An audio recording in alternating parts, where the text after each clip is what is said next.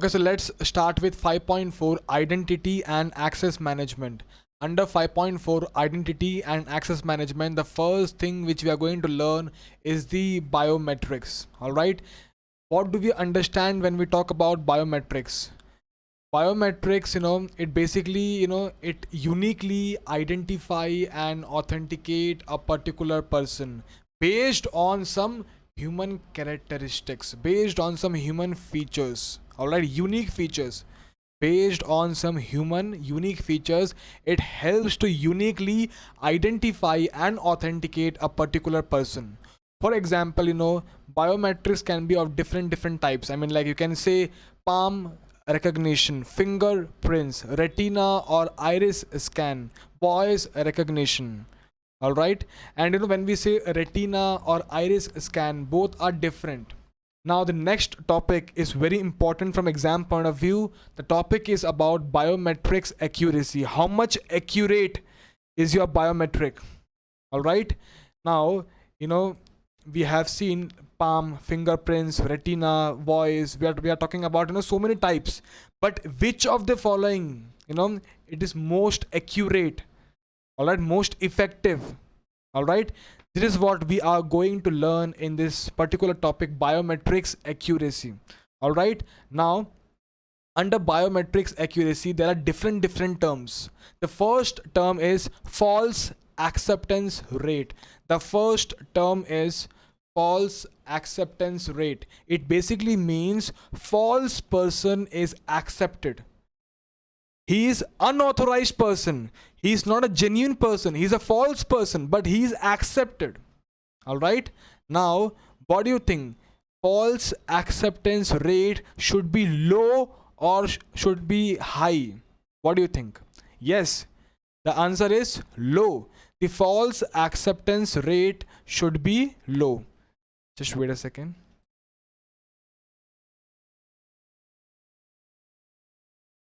Yes, the false acceptance rate should be low. All right, next term is false rejection rate. Basically, it means genuine person, authorized person. All right, he is authorized person, he is genuine person, but genuine person is rejected. Why? How can a genuine person be rejected? How can an authorized person be rejected? Understand that, for example, the system, the biometric device, the system is so accurate that even if a minor change occurs, it denies the access even to a genuine person. For example, let's say, for example, fingerprint scanning is there. All right, and on one particular day I have got a cut on this particular finger. All right, basically I am using this finger, all right, for fingerprint access. All right, and on a one particular day I have got a cut on this particular finger. The system is so accurate, the system is so advanced, it is so accurate that it is denying me the access. I am a genuine person, I am authorized person, but because of this single cut, it is denying my access. All right, next example could be your voice recognition. All right, now, for example, if I'm having cold, my voice changes. All right, and when you wake up in the morning, your voice is different. I don't know if you have noticed it. All right, when you wake up in the morning, your voice is different from the rest of the day. When you have cold, your voice is different. All right, understand that the system is so accurate that it is rejecting the authorized person, it is rejecting the genuine person. All right, now, again, I'm asking you a question. FRR should be high or it should be low? False rejection rate, genuine person is rejected. This should be high or this should be low? This should be high also, this should be low also. All right, now, when we say high, it basically means the system is so much accurate, but the all these cases, false rejection cases, should be low also. The system should be accurate, but the cases should be low. The system should be accurate. All right, and when you increase the accuracy, the FRR also increases. if you increase the accuracy, the FRR also increases. For example, there is a strict teacher in the classroom. The teacher is very strict. All right, even if he hears a single noise, he just throws away that particular student. Now, if the teacher is very strict, there are high chances that a genuine student is removed out of the class without any mistake. All right, if the teacher is very strict, there are high chances that even genuine students might have to suffer. All right, similarly, if the system is so accurate, in that case a genuine person might be rejected. All right, so we have discussed about FAR, false acceptance. False person is accepted and genuine person, authorized person, is rejected. All right, now you are an auditor. All right, I'm giving you two conditions, I'm giving you two cases. Genuine person is harassed, wrong person is pampered. Genuine person is harassed, wrong person is pampered. Which is more risky? Which is more risky? Genuine person is harassed or wrong person is pampered? Wrong person is pampered. It is more risky than genuine person is harassed. It is okay. See, understand that at the end of the day, he is genuine, he is authorized. So if genuine person is rejected or authorized person is rejected, it is still okay. It is still okay, because at the end of the day, he is what? He is authorized. All right, but wrong person is accessed. I mean, wrong person is given the access. Wrong person is pampered. It is very much risky. It is very much risky. And when I say genuine person is harassed, I am talking about, false rejection rate. When I am saying genuine person is harassed, I am talking about false rejection rate. And when I am saying wrong person is pampered, I am talking about false acceptance rate. All right, I hope everything is clear till now. All right, when I'm talking about genuine person, I'm talking about false rejection rate. And when I'm talking about wrong person, unauthorized person is given the access, I'm talking about false acceptance rate. So the auditor will be more worried about, most concerned about false acceptance rate than the false rejection rate. False rejection rate is also bad, but it is less risky than false acceptance rate. All right, the story is not yet over. Let's proceed now. Let's look at one diagram. Yes, let's look at this diagram.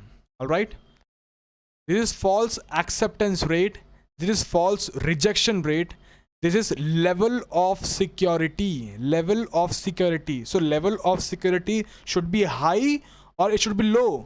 It should be high, somewhere over here. All right, and this talk about percentage of times a false person is rejected, I mean a genuine person is rejected, or unauthorized person is accepted. Percentage number of times. Now again, if this is high, again it is also bad. If FAR or FRR is high, I mean the number of times the genuine person is rejected or the unauthorized person is accepted, if it is high, if the cases are high, it is also bad. All right, and we also want what? High level of security. Now at this point your FRR, basically this line denotes what? FRR. All right, FRR is low. FRR is low. But when FRR is low, FAR is very high. Basically, FAR and FRR both shares inverse relation. All right, at this point your FRR, basically what is FRR? What is FRR? Genuine person is rejected, authorized person is rejected. Now if such cases is low, it means the system is less effective. All right, and in that case your FAR is high. Basically, what is FAR? Unauthorized person is accepted. All right. Now you want a point somewhere in between. All right. Basically, you want a point somewhere in between, and this point is known as equal error rate. Equal error. Equal error. All right. Equal error rate, or it is also called as cross error rate. It is also called as cross error rate, CER or ERR. CER or ERR. Alright. So basically, this point is the ideal point. This point is the ideal point because see, FAR and FRR both shares inverse relationship. Alright. And basically, we don't want both. We don't want, both of the things to happen. We don't want a lot of cases that, genuine person is given the access, genuine person is denied with the access, and unauthorized person is given the access. We basically don't want both the cases. All right. So the ideal point is somewhere here in between. See, understand that, at, this particular, x axis, we want, we want the level of security as high as possible. We want the level of security as high as possible.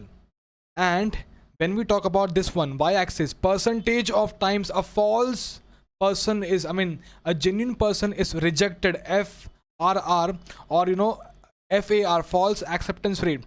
We want the number of cases, both the cases should be low. So we want this also, this low, and we want this high. I hope you can imagine. Just wait a second.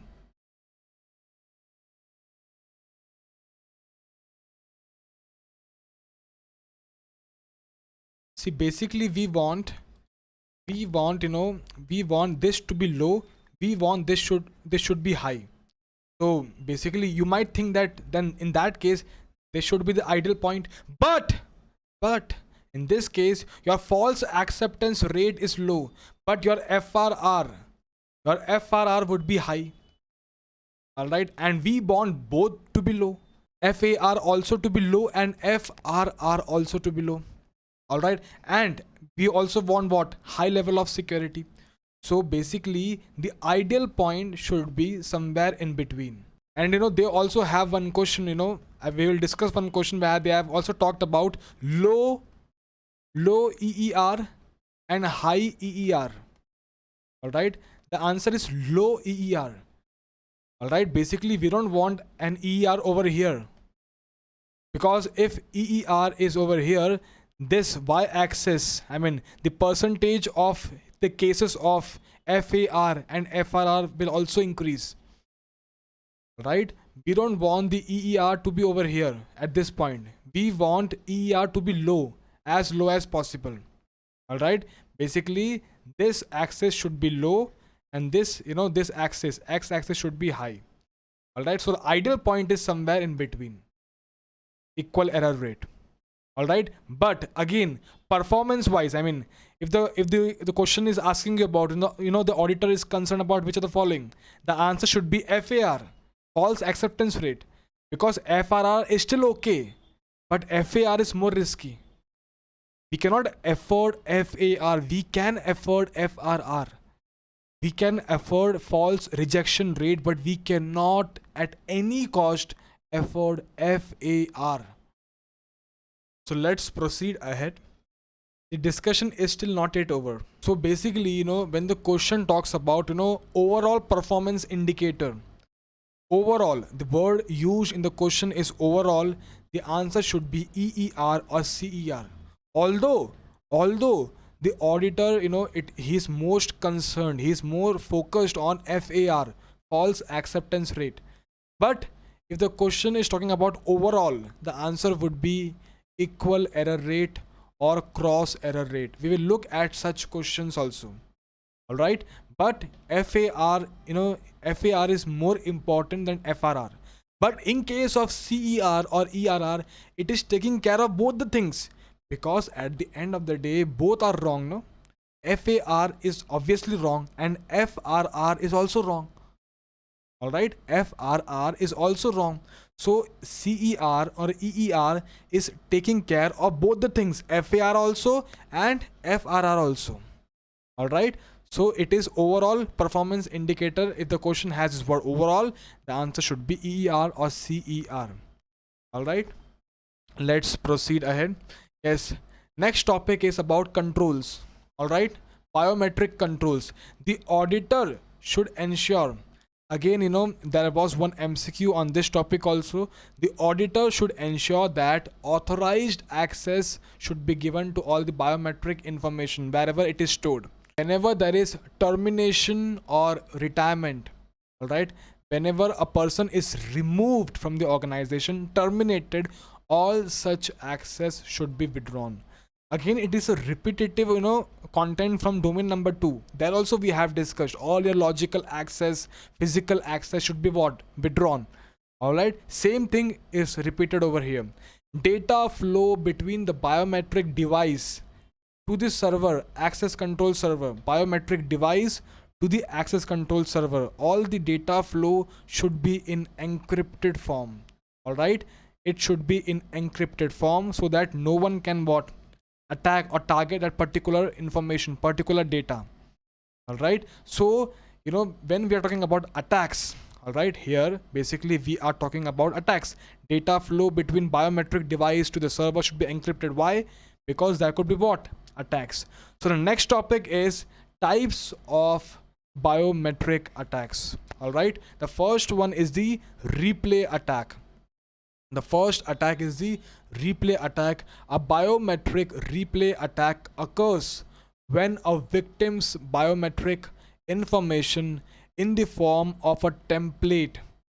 All right, why? Because all their biometric information, just wait a second, let's discuss that also. Yes, as you can see in the picture, the first stage is the enrollment.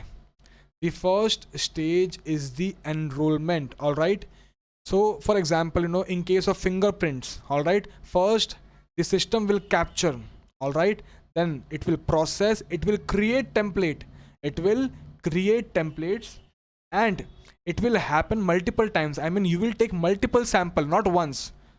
So you will ask that user to take multiple this thing, I mean to keep the finger multiple times, and based on 3 to 4 samples, based on various sample, a final template would be created. A final template would be created, and that particular template would be stored. All right, and during the identification process,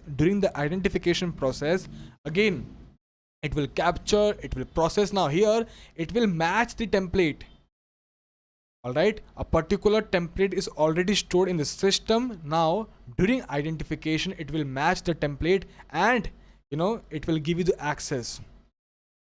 So the first stage is, just wait a second, the first stage is enrollment, then storage, then identification, and then at the end, when the user is removed, termination.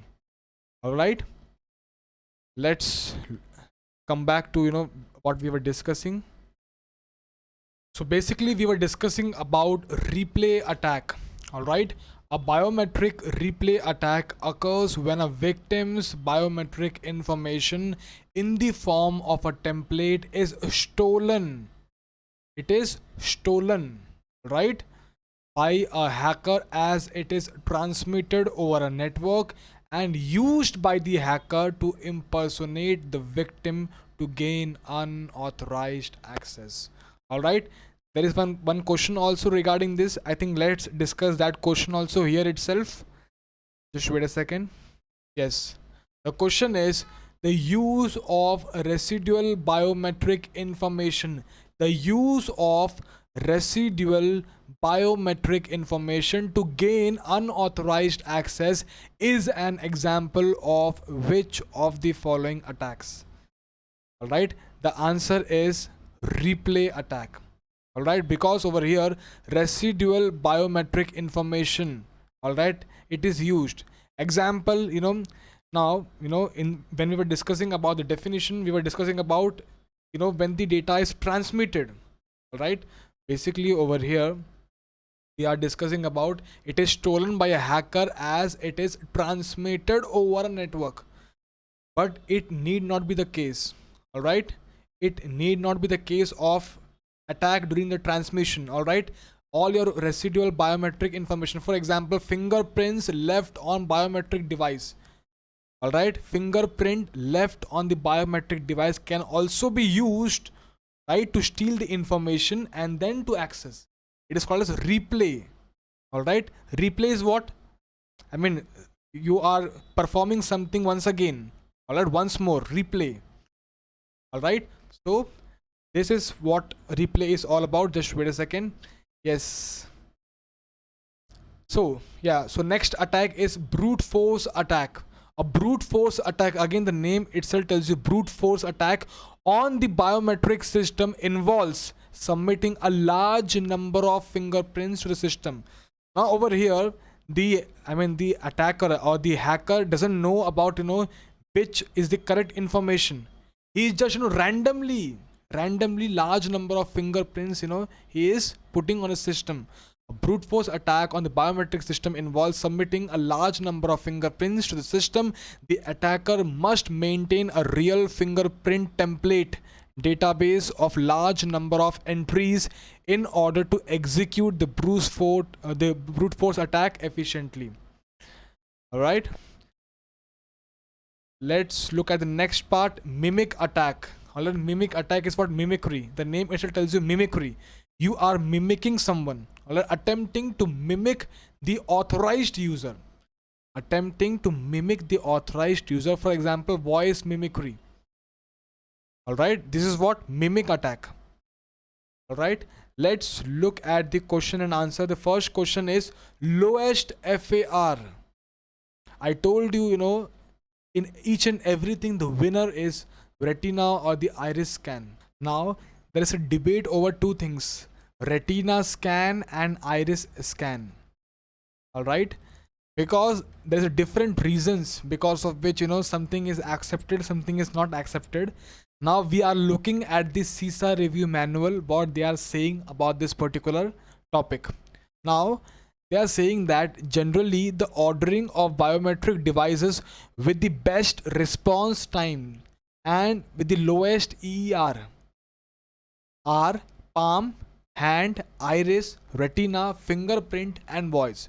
So they are saying that the lowest EER is what? Palm, then hand, then iris, and then fourth rank is what? Retina. All right, now this is what they have mentioned in CISA review manual regarding the ordering of the biometric devices with the best response times and the lowest EER. All right, palm, hand, iris, retina. So in the exam, if the question is talking about lowest EER, the answer should be palm. In the exam, the question is regarding extremely reliable and lowest FAR. The answer should be retina and not iris. Now the twist is coming. Now this is where 99% of the people will go wrong. What they are saying is that disadvantages of retinal scanning include the need for fairly close physical contact with the scanning device, which impairs user acceptance, because the user is supposed to get very close to the device, and that particular device can also reveal the health conditions of the user, for example diabetes. Yes, so, and this is the reason it is the least accepted amongst the user, retina scan. All right, retina scan could be the most reliable, lowest FAR, but it is what? Least accepted, because it can also reveal certain health conditions about the user. So they are saying that disadvantages of the retinal scanning include the need for fairly close physical contact with the scanning device, which impairs user acceptance, and the high cost. Now if the question has come in the exam which says that least user acceptance, lowest acceptance rate, lowest user acceptance rate, the answer should be retina scan. So just because retina scan is having lowest FAR, that doesn't mean retina scan is the best. And if you look at CISSP books, many authors have also given the opinion that iris scan is better than retina scan because of this least user acceptance, because the user is required to get close to the device. In case of iris scan, that is not the requirement. But anyways, from CISA exam point of view, they are saying that lowest FAR is retina, lowest EER is palm, and least user acceptance is what? Retina scan. Alright, most concerned, the auditor will be most concerned. Again, there is something we have discussed: false acceptance rate. Best overall performance indicator is what? Cross error rate or equal error rate. Alright, we want both the error to be equal, FAR and FRR also. Both are important. Alright, let's look at the next question. Question number 4. The most effective biometric control system is the one which has the highest equal error rate, which has the lowest equal error rate, for which the false rejection rate is equal to false acceptance rate, for which the false rejection rate is equal to failure to enroll rate. Alright, the answer is which has the lowest equal error rate. Do not get confused with point number C, for which the false FRR and FAR is equal. Alright, the answer is point number B, which has the lowest EER. Let's look at the next question. Question number 5. The auditor is reviewing the biometric system. The biggest concern, he will be most concerned about which of the following thing. Alright, the answer is flow of data between the biometric device and the server is not in encrypted form. Alright, because if it is not in encrypted form, attacker can get the access to the information and he can steal the information, and then replay attack is possible. Alright, and when the question is asking about the attacker is targeting the algorithm or the encrypted data, the data is in encrypted form, but now the attacker is targeting the encryption or the algorithm. Alright, in that case the answer is cryptographic attack. We will discuss about cryptography, alright, in the next not in the next topic, but in the later topics there is a discussion about encryption, cryptography. Alright, for time being there is one question about that topic in this topic. Alright, where the question is about the attacker is trying to access the what? Target the encrypted data, encrypted information. Such type of attack is called which of the following? The answer is cryptographic attack. Alright, let's look at the next question. Yes, question number 6. The auditor, which stage to be reviewed first? The answer is enrollment stage. Alright, just now we have discussed about it. Which stage to be reviewed first? Enrollment stage to be reviewed first. Alright, let's look at the next question. Question number 7. Alright, most effective is which of the following access control? Password, fingerprint, or cipher lock? What is cipher lock? It's a combination lock. Alright, basically you put the combination of different numbers, alright, to get the access. Combination or cipher lock. The question is about which of the following is the most effective access control? Password, fingerprint, or cipher lock? The answer is fingerprint, because biometric, human characteristics, human features is used in case of biometric. Alright, and therefore biometric is always better than any other control, access control. Alright, the answer is fingerprint, because passwords can be what? It can be leaked out, but fingerprint it can't be, right? Let's look at the next question. I think question number 8 we have already discussed. Yes, the answer is what? Replay attack.